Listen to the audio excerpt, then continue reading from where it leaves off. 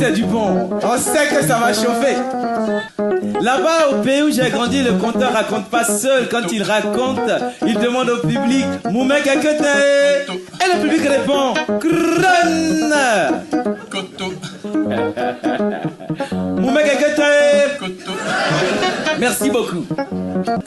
Au nom de la vie, au nom du vivant, au nom de la fraternité universelle. Et au nom de cela, nous disons, l'oiseau a deux têtes.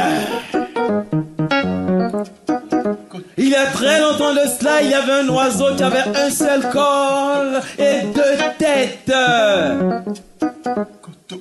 Les deux têtes n'étaient pas pareilles.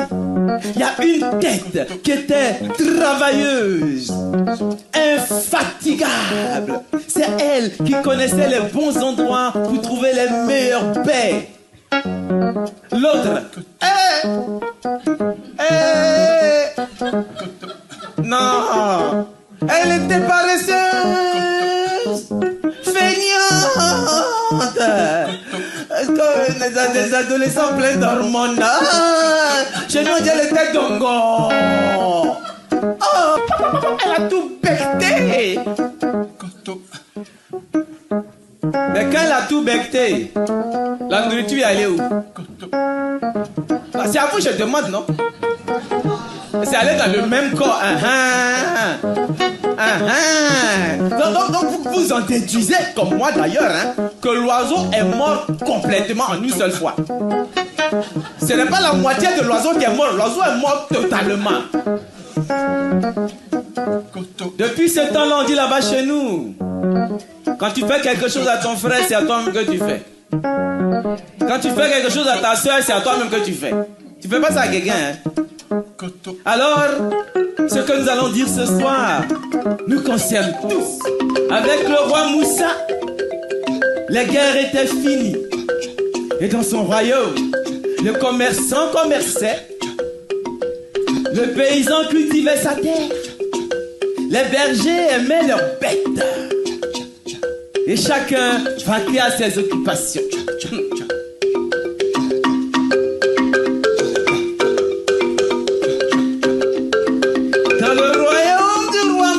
Toutefois, les étrangers à la peau claire et blanche n'étaient plus les bienvenus. Non.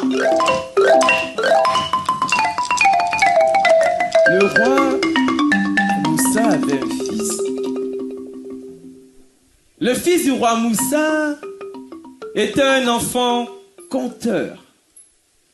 Sa mère lui avait raconté des histoires alors qu'il était dans son ventre. Pendant qu'elle le mettait au sein, elle lui racontait des histoires. Ses nourrices lui racontaient des histoires. Son père lui a conté des histoires. Alors, il est devenu un enfant conteur. Et c'est lui désormais dans le palais qui égayait tout le monde de son rire, de sa bonne humeur, de ses histoires du matin au soir, avec ses yeux brillants. Voici qu'arrive dans le royaume un étranger au teint clair et à la peau blanche. Il frontit là les frontières du pays et sans demander, il pénètre dans le pays et là c'est la panique. Les gens crient au secours, ils reviennent, ils vont nous tuer, au secours, on est foutus. Allez prenez le roi, ça va pas se gâter sur nous. Qu'est-ce que nous sommes prêts à sacrifier pour arriver jusqu'au bonheur? Tu entends? Nous avons pris la parole et nous disons, si cela ne suffit pas, nous reviendrons demain.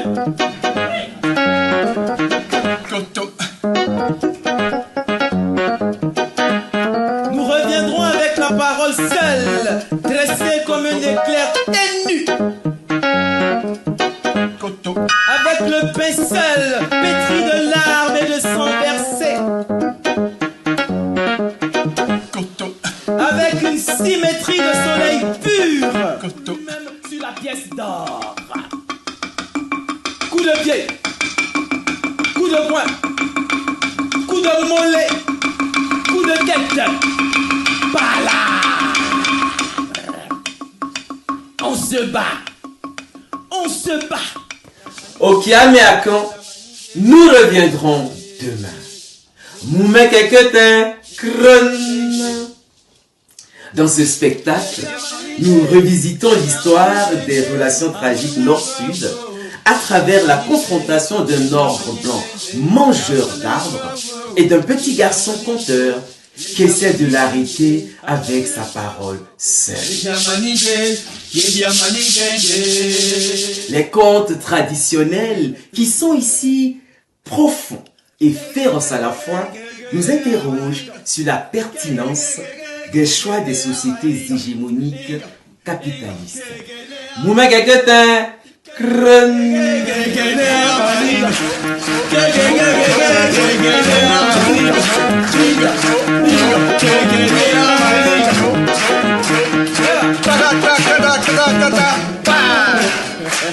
Merci beaucoup. Merci là-bas.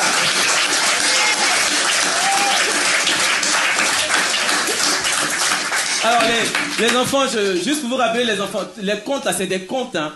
Il vaut mieux que vous avez entendu, ça reste dans les contes. C'est des contes.